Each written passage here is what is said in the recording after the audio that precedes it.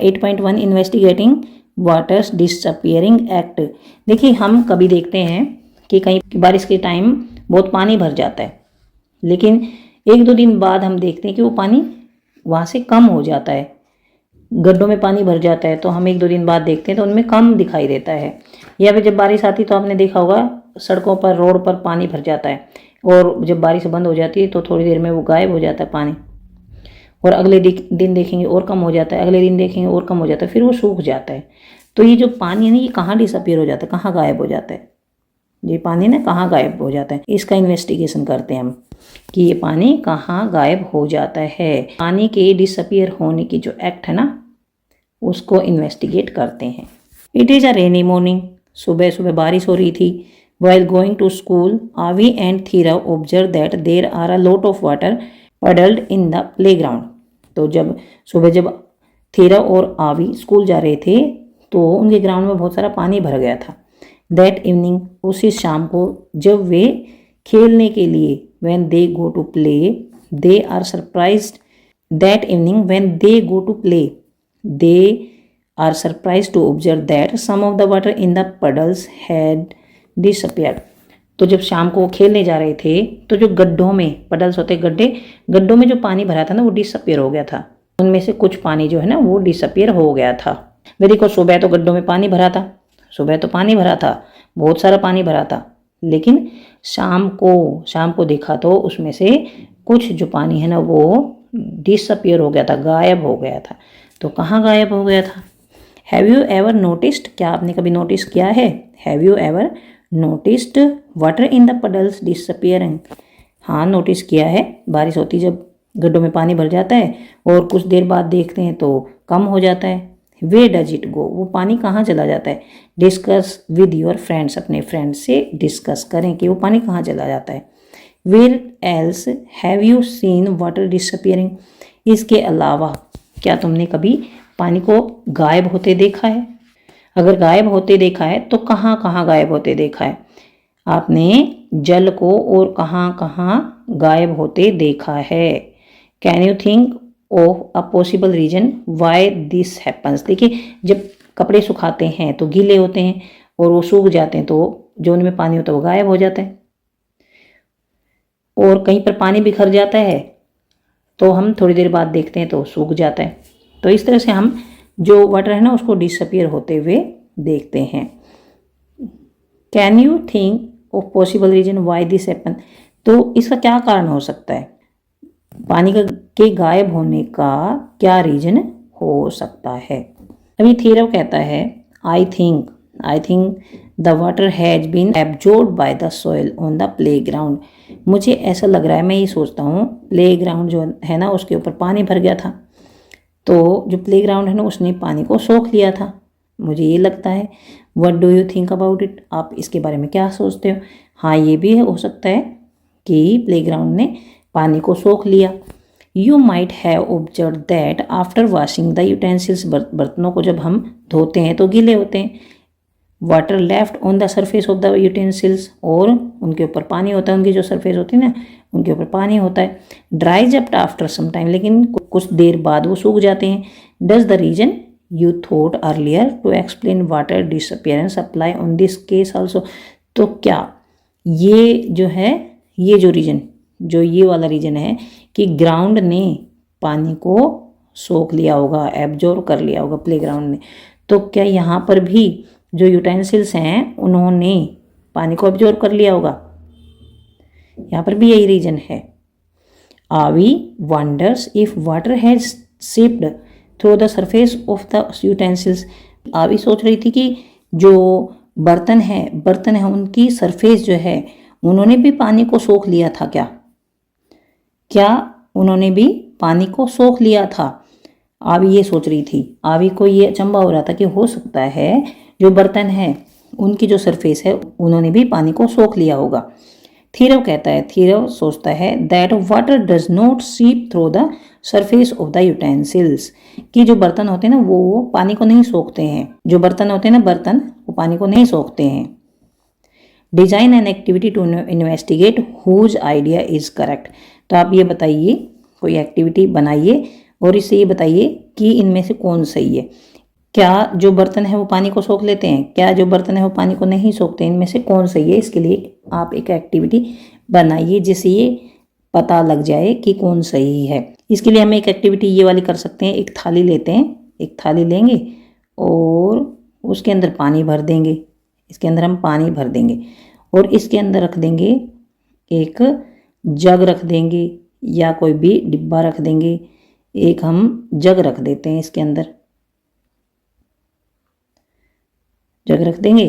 तो थोड़ी देर बाद हम ये देखेंगे कि जो पानी है ना, क्या इस जग के अंदर आ गया या नहीं। अगर ये सोख लेता है, ये एब्जॉर्ब कर लेता है, तो ये पानी इसके अंदर आना चाहिए ना।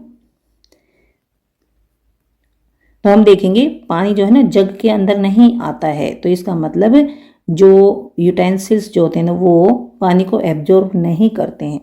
वाटर उनके अंदर रिसता नहीं है, रिस कर उनके अंदर नहीं जाता है। इसके लिए हम एक एक्टिविटी करते हैं, एक्टिविटी 8.2। एक्टिविटी 8.2 करते हैं, लेट अस इन्वेस्टिगेट। हम इसको इन्वेस्टिगेट करते हैं और ये देखेंगे कि इनमें से कौन सही है। थीरो सही कह रहा है या फिर आवी।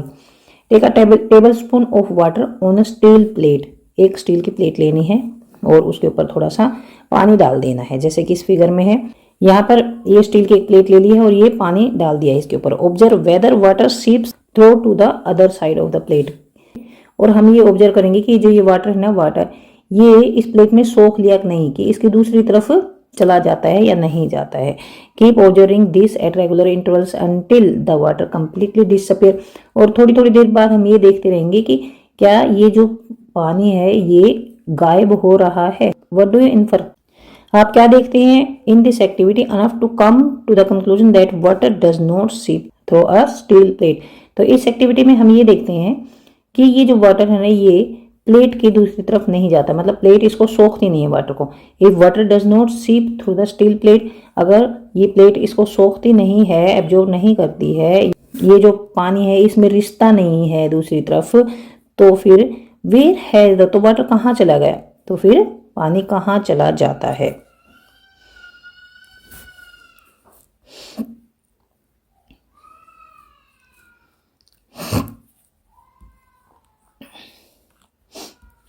तो इसके लिए एक्टिविटी 8.2 करते हैं और हम ये देखेंगे कि थीरो सही कह रहा है या फिर आवी सही कह रही है। कि ये जो पानी, आवी क्या कह रही है, आवी ने क्या कहा है कि जो बर्तन है ना, बर्तन उनकी जो सरफेस है वो उसमें से वाटर रिसता है, पानी रिसता है उसके अंदर से। लेकिन थीरो कह रहा है नहीं, ऐसा नहीं होता है। जो बर्तन है उनकी जो सरफेस है उससे पानी रिसता नहीं है, वे वाटर को सीप नहीं करते, उसमें से उनमें से पानी रिसता नहीं है। तो इसके लिए एक्टिविटी करेंगे। इस एक्टिविटी में हम एक स्टील प्लेट ले लेंगे, स्टील की एक प्लेट लेते हैं और उसके ऊपर थोड़ा सा पानी डाल देंगे। यहाँ पर देखिए स्टील की प्लेट ले ली है, ये थोड़ा सा पानी डाल दिया है और हम थोड़ी थोड़ी देर बाद इसको चेक करते रहेंगे, इसको ऑब्जर्व करेंगे कि क्या ये पानी कम हो रहा है। तो हम फिर देखेंगे ये पानी गायब हो, ये तो हम ये ऑब्जर्व करते हैं कि ये पानी कम हो रहा है। लेकिन क्या इस एक्टिविटी में हम ये भी देखते हैं कि जो ये स्टील की प्लेट है इसमें से पानी दूसरी तरफ रिसता है? क्या हम ये देखते हैं कि इसमें पानी रिसता है या नहीं रिसता है? तो हम ये देखते हैं कि पानी तो नहीं रिस रहा है, मतलब दूसरी तरफ अगर प्लेट की दूसरी तरफ देखेंगे तो उस तरफ पानी हमें नहीं दिखाई देगा। लेकिन ये पानी गायब भी हो जाता है, थोड़ी थोड़ी देर बाद ये गायब हो जाता है। पहले इतना होता है, फिर थोड़ा कम होता है, फिर और कम हो जाता है, फिर और कम हो जाता है। तो ऐसे ही पहले पानी इतना रहता है, फिर थोड़ा कम हो जाता है, फिर थोड़ा कम हो जाता है। तो इस तरह से थोड़ी देर बाद ये पानी डिसअपियर हो जाता है। लेकिन ये प्लेट में से रिसता भी नहीं है, मतलब प्लेट की दूसरी तरफ भी नहीं जाता है, प्लेट इसको ऑब्जॉर्ब नहीं करती है। अगर पानी इसमें इस प्लेट में से रिसता नहीं है तो फिर ये कहाँ गायब हो जाता है, कहाँ चला जाता है पानी? This water gets converted into gaseous state called water vapour.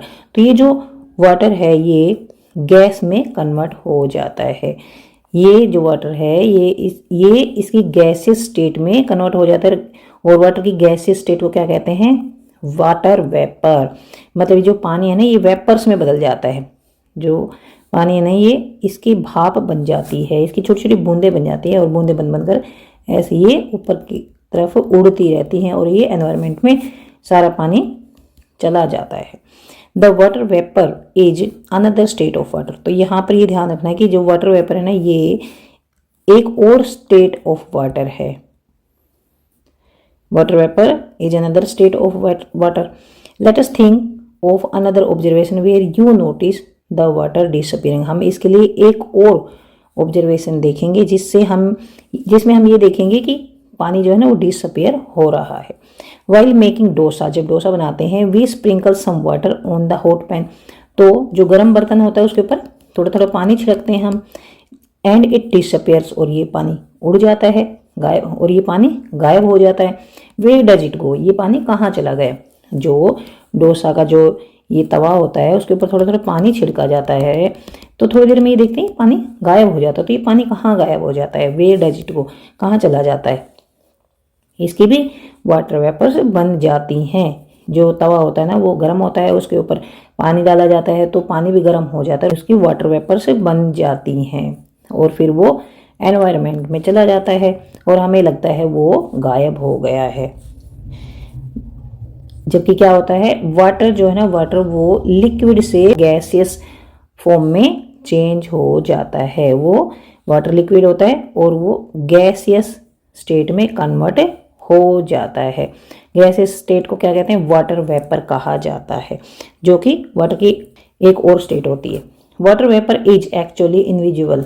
Water vapour जो होती है वो एक्चुअली इनविजिबल होती है, but the presence of the tiny droplets of water in the steam makes it visible.